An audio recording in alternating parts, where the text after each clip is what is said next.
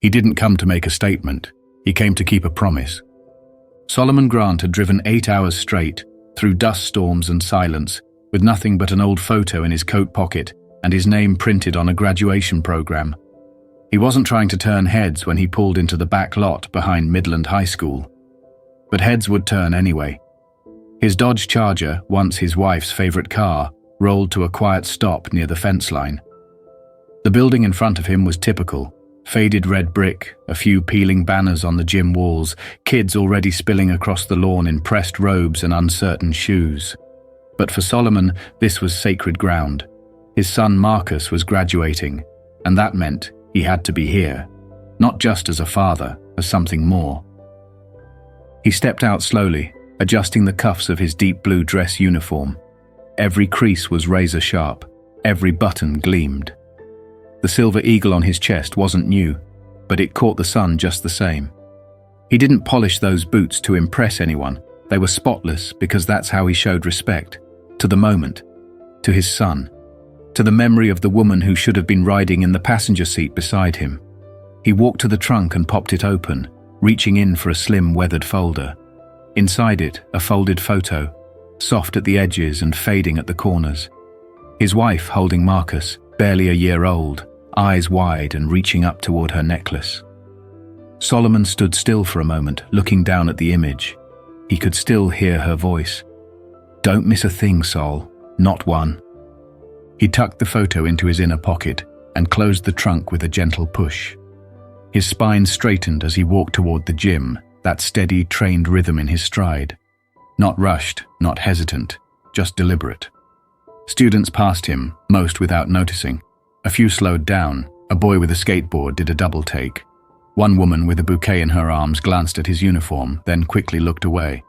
Solomon didn't react, not outwardly.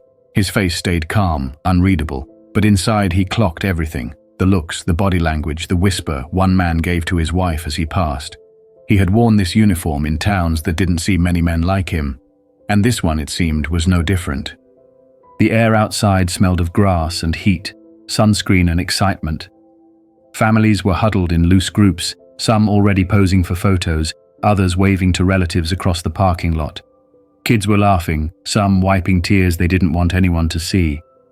Solomon moved through it all without disturbing the atmosphere, like a shadow wrapped in medals.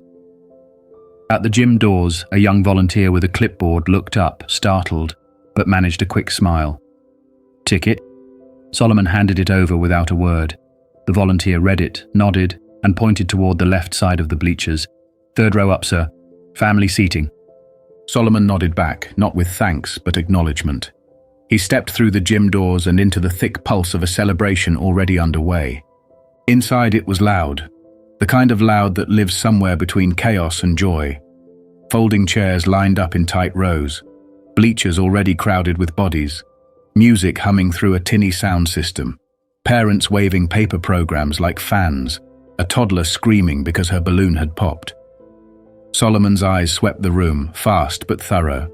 He didn't walk like someone looking for directions. He walked like he already knew where everything was. Third row, left side. He moved with purpose through the narrow aisle, his uniform catching glances like static on skin. He passed people who turned to look, then looked away just as quickly. Some curious, some uncomfortable. One man gave him a nod. Another didn't hide the hesitation in his eyes.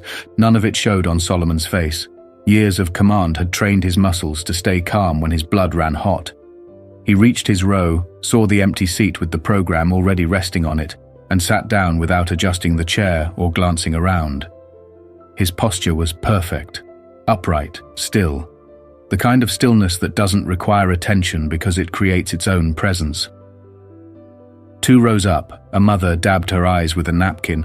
A group of boys in matching honor cords laughed too loudly behind him. Solomon sat in the middle of it all like a stone in a river, unmoving while the current swirled around him. His eyes found the stage. Banners in school colors stretched across the wall. Class of 2025. Staff and faculty clustered near the podium, checking notes, adjusting microphones. Solomon scanned the rows of students lined up at the far side of the gym. Somewhere in that sea of caps and gowns, his son was waiting. 18 years gone in the blink of a heartbeat. Marcus had his mother's smile, her stubbornness too. Solomon thought about the night he was born. Solomon had still been in camis, dirt under his nails from a delayed flight home. He'd made it just in time.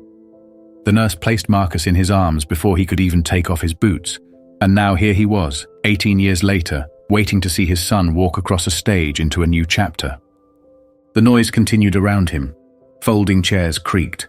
People whispered, laughed, shifted in their seats. The air carried the smell of floor wax, popcorn, and anticipation. But for Solomon, none of it mattered. His focus tunneled toward the stage, toward that single name that would be called, that single moment, that one promise kept.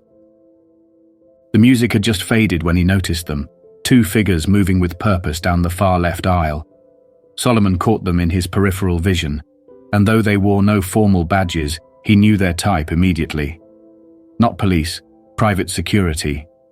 Their black polos were tucked neatly into tactical cargo pants, radios clipped at their hips, cheap earpieces coiled up like snakes at their shoulders. Neither of them looked old enough to remember Desert Storm, much less understand what rank the insignia on his chest even meant. But they moved like they had a job to do, and they were walking straight toward him. He didn't move. He didn't tense. His hands rested quietly on his thighs, his eyes fixed forward on the stage. To an outsider, he might have looked unaware. But Solomon's awareness had been trained into his marrow. He noticed the slower gait of the taller one, the stiffness in the shorter guard's neck. He noticed how they scanned, not the room, but him. How they made eye contact with each other, but not with anyone else. How the taller one looked over the crowd with the casual indifference of someone already convinced they were in the right. They stopped at his row. The short one leaned in, lowering his voice just enough to avoid making a scene. "Excuse me, sir," he said. "We're gonna need you to come with us." No introduction, no explanation, just an assumption that the request would be followed. Solomon turned his head slowly, not with hostility, just deliberate control. "Is there a problem?" His voice was deep but measured, calm in a way that came from knowing what real pressure feels like. The taller one stepped in. "This section's for families of graduating seniors," he said, gesturing lazily towards the rows behind them. "We've been told this seat's not available anymore." Solomon blinked once, then reached into his jacket pocket and calmly pulled out the same printed ticket he'd shown at the entrance. He held it up, not with attitude, but with the silent certainty of someone who didn't need to prove a thing. "Third row left side," he said evenly. "Family seating, confirmed." The short guard didn't even look at the paper. "We've been told it's full," he repeated, eyes scanning the gym like he was looking for someone to back him up. "It was full when I sat down too," Solomon replied. "You want to tell me who gave that order?" The taller one shifted, chewing his gum a little faster now. There was hesitation in his eyes. This wasn't going how he'd expected. "Look, it's not a big deal," he said. "We've got open seats in the back. Let's just make this easy." Solomon's eyes narrowed, but his tone didn't shift. "I drove 8 hours to see my son walk across that stage," he said. "I'll be sitting right here." A woman 2 rows over noticed. She nudged her husband. A man in the bleachers angled his phone ever so slightly. Whispers began to ripple. It wasn't loud yet, but people were watching. The short guard glanced over his shoulder as if waiting for invisible backup. "Sir, I'm going to ask one more time." "You can ask all day," Solomon replied. His voice was a little lower now, the edge of steel just beneath the surface. "I'm not moving." The taller one, his name tag read Mally, shifted again. "Maybe you'd be more comfortable in the back," he said. And there it was. The phrase didn't sound aggressive, but it landed heavy. It wasn't about convenience. It wasn't about policy, it was about place, and where someone like Solomon was expected to be. Solomon looked at him fully now. Not glaring, not challenging, just quiet, rooted intensity. That phrase had followed him across state lines, through job interviews, into elevators and lobbies and restaurants. He'd heard it 1,000 different ways from 1,000 different faces. This time he let the silence speak for him. The air around them thickened. People nearby could feel it, even if they didn't understand it. The sound from the stage became background noise. The shift was subtle, but undeniable. It was the kind of silence that makes strangers hold their breath. The short guard adjusted his radio. Solomon caught the move but didn't react. Stillness was its own weapon. It unsettled people who expected escalation. A woman seated beside him, pale-skinned and older, leaned slightly in and whispered, "Don't you let them move you." Solomon didn't respond with words. He gave her a single nod, not of gratitude, of resolve. The taller one tried again, softer this time. "If you've got an issue, you can take it up with the office." "You have a name, son?" Solomon asked, his gaze returning to Mally. The younger man blinked. "It's Officer Mally." Solomon didn't blink. "You're not an officer, you're private security." The shorter one, his badge said Garvin, took a step closer. "That's enough," he said. "You need to stand up, now." But he didn't finish that sentence, because at that exact moment the double doors at the back of the gym clicked open, and 6 men began walking in, not in a group, not with fanfare, just a few steps apart, no uniforms, no insignias, but everything about them, how they walked, how they scanned the room, how they held their shoulders, spoke volumes. They didn't walk like guests, they walked like protectors. One moved along the back wall and slid into an open space near the far bleachers. Another climbed 2 rows up and sat near the aisle, arms folded. A third leaned casually against a pillar near the gym entrance. They didn't speak, they didn't look at each other, but every one of them had locked in on the scene at the 3rd row. The guards didn't notice, but Solomon did. He didn't need to turn his head. His body registered it the way a seasoned soldier feels a change in the wind before a storm hits. He didn't smile. He didn't nod. But something in his jaw tightened ever so slightly. He knew exactly who had just walked in. And if the guards didn't know yet, they were about to find out. The atmosphere in the gym shifted in a way you couldn't quite describe but couldn't ignore. Something unseen had entered the space, a gravity that made people sit a little straighter, turn their heads without realizing why. Parents trying to follow the ceremony began glancing sideways, their attention drawn to a part of the room they hadn't planned to focus on. It wasn't the stage anymore. It was row 3, left side. And the tension there had begun to ripple outward, quiet and sharp like a stone dropped in still water. Garvin adjusted his radio again, fingers brushing the mic near his collar like he was preparing to escalate. But the words didn't come. The atmosphere was getting heavier, thicker, even though the air hadn't changed. Mally, standing just behind him, shifted his weight from one foot to the other, chewing faster now, unsure whether to speak or stand down. Solomon didn't say a word. He didn't move. He didn't need to. The longer he sat, the more the dynamic shifted, not in volume, not in confrontation, but in presence. He was seated, silent, but unmistakably in control. His silence didn't feel passive, it felt like resistance rooted in stone. Then, 10 feet away, a voice broke through. Not loud, but unmistakably firm. "Is there a reason this man is being bothered?"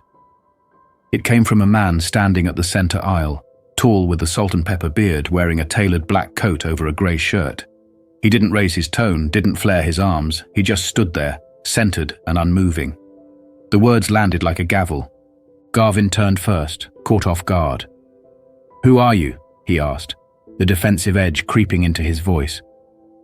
The man didn't blink. He stepped forward once, slow and even. "I asked you a question." Mally raised a hand, trying to calm the situation. "Sir, we've got it under control." "No," the man said flatly, "you don't." Another man stood up in the far bleachers, then another. A third emerged from the back wall and quietly took a seat on the edge of the row.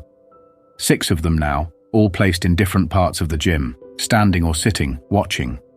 They didn't move as a unit, but they didn't have to. Something in the way they held themselves, shoulders squared, eyes steady, said they were trained not to act with chaos, but precision. Solomon remained seated, but he felt it. Every muscle in his body recognized the pattern, the tempo, the shift. These weren't strangers backing him out of coincidence. These were men who had once trusted him with their lives.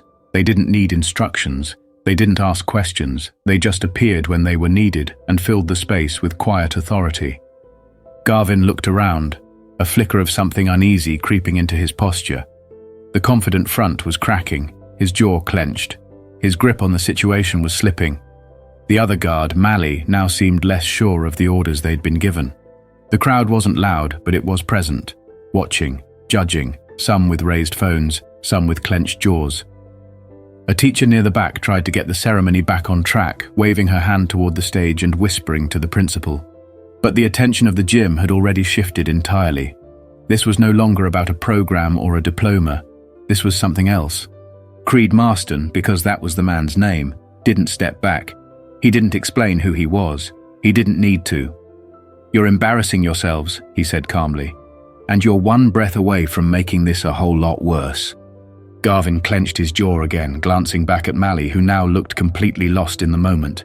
They had been given orders: remove the man from the seat, quietly, if possible. But nothing about this felt quiet anymore. Creed took one more step forward, locking eyes with him. "I don't care what someone told you. You don't put your hands on that man. You don't tell him to move, and you don't ask again." Still seated, Solomon glanced up briefly, just enough to meet Creed's eyes.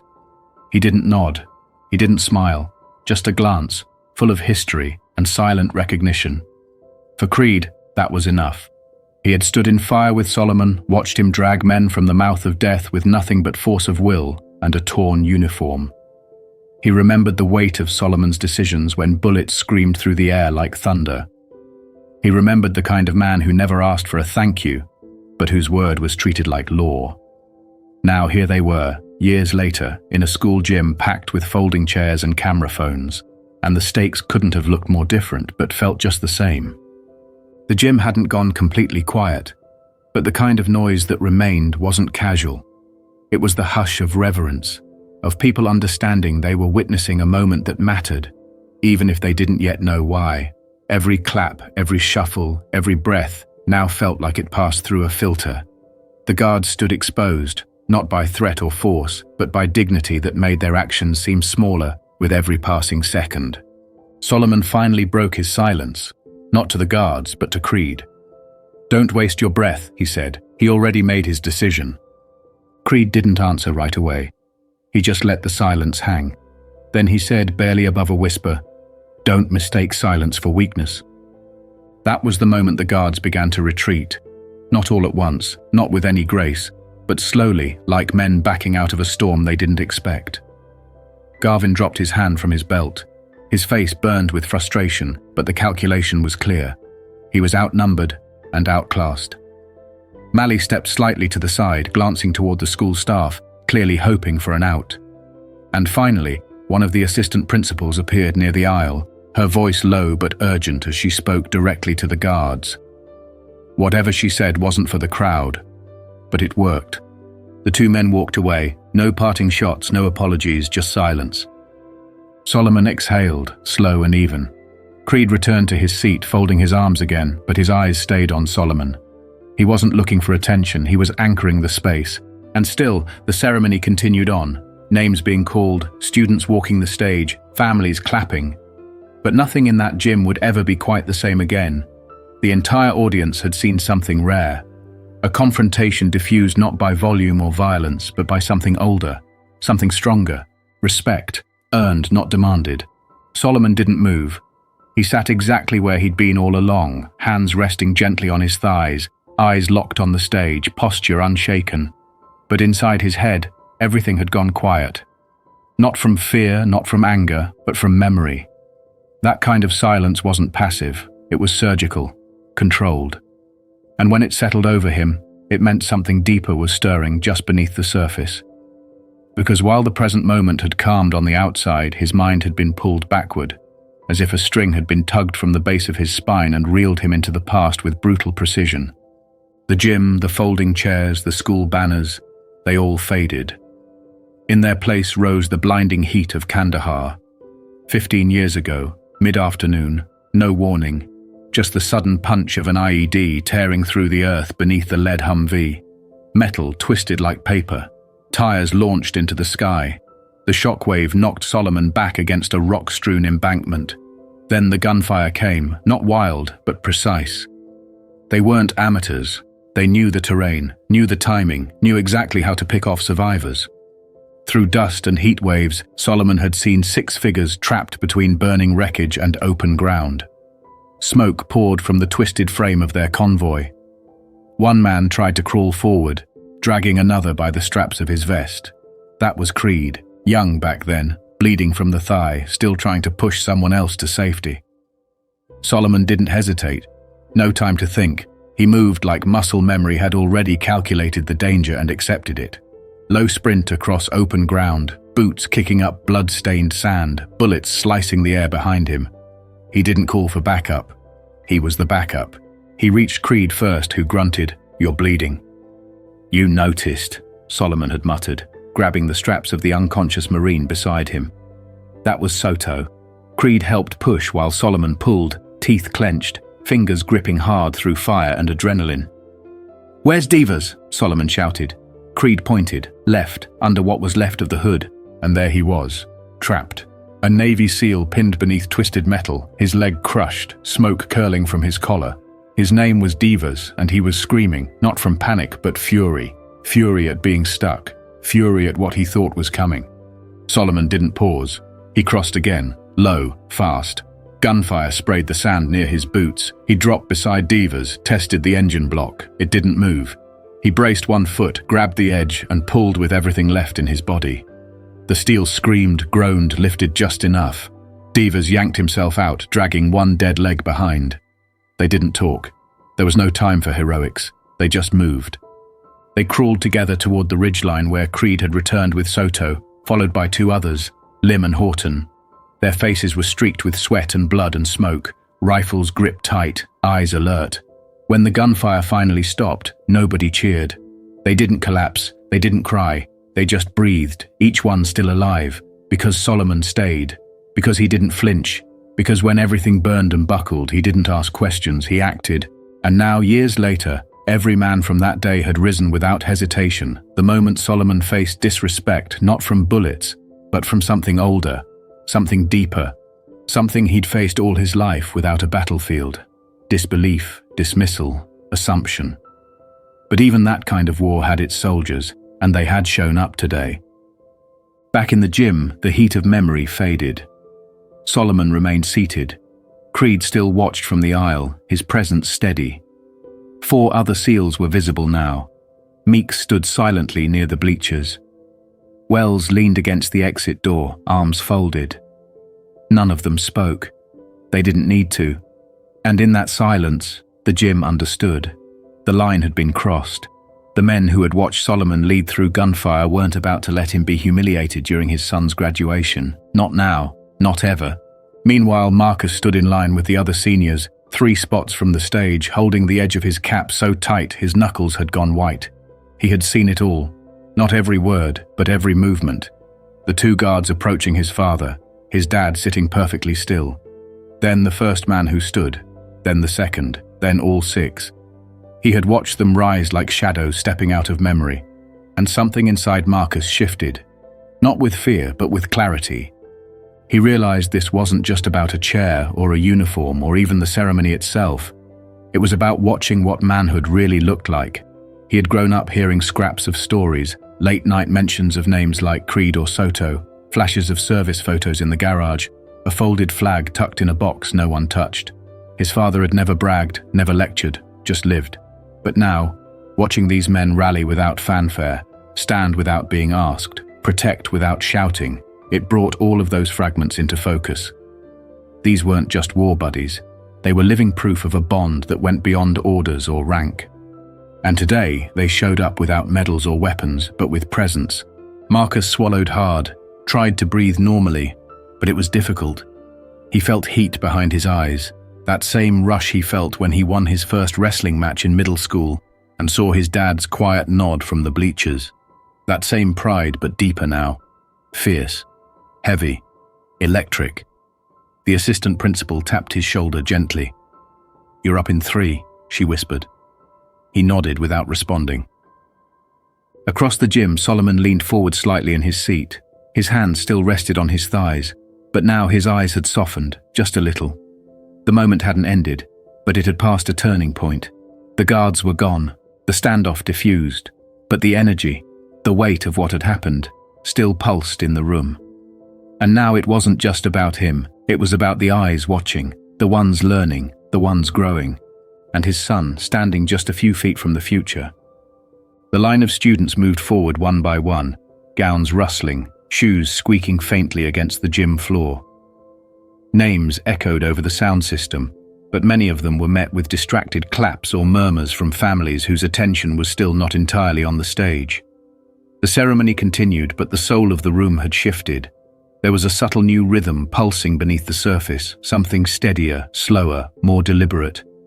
It wasn't just a graduation anymore. It had become something deeper, something unspoken, something every person in that gym could feel, but might not yet have words for.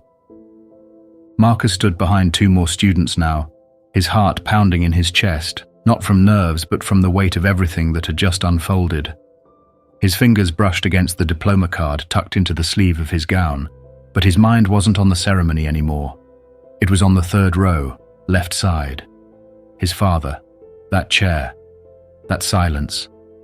The 6 men who had stood like pillars as the room held its collective breath, and the crowd which had watched with the kind of attention usually reserved for headlines and history. He blinked quickly, pushing back the burn threatening to rise behind his eyes. He wasn't going to cry, not here, not with cameras and classmates and teachers watching, but something inside him had cracked open in a way that didn't hurt. It just made everything feel more real. Every story he'd overheard growing up, every question left unanswered, every quiet afternoon where his dad just sat on the porch staring out like he was somewhere else. It all made sense now. His father had never tried to impress anyone. He had never chased validation. He had led by presence. And today, without moving, without speaking, he had commanded the room in a way no one else could. 2 names, 1 name, and then the voice on the microphone paused. The announcer cleared her throat, and for the first time that evening her tone changed, just a little weightier, just a little more measured. Marcus Grant. There was a pause, a breath's width of silence. Then applause erupted from the far side of the gym. Not the usual kind, not scattered or polite, it was deep, unified. As if the entire crowd had been waiting for this name, this walk, this boy. And from 6 corners of the room, the 6 men who had risen earlier now clapped in unison. Strong, deliberate, evenly spaced. No chaos, no show. It was a rhythm, a salute without the salute, a signal, a statement.